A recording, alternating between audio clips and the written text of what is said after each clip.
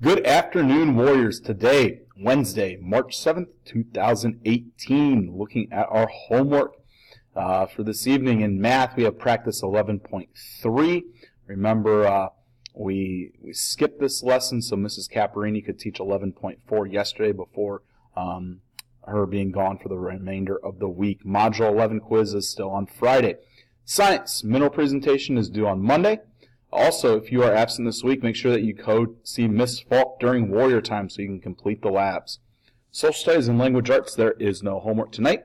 Literature, AR points are due next Friday. Time is running out, so make sure that you get your tests in. Also, we started our reading rally today, and our first packet is Beauty and the Beast.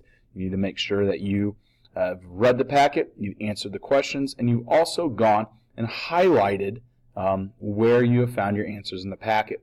Remember, this is a group contest, a group competition, and you do not want to let your group down by not doing the assignment. That's it for this Wednesday. Make it a good one.